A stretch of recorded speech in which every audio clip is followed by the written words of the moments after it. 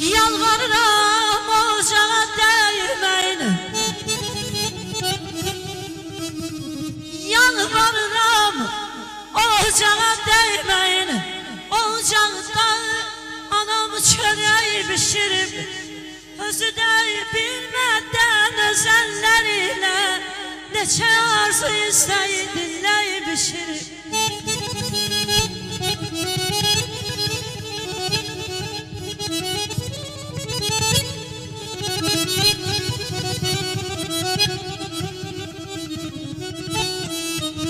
Sensiz bir gün gezer olsam, sensiz bir gün üzer olsam,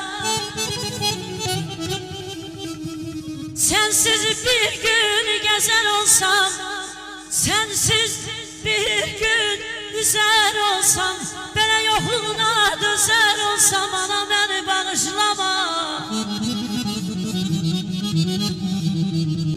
Derdi gemi yatar olsam, arsızlığı tutar olsam,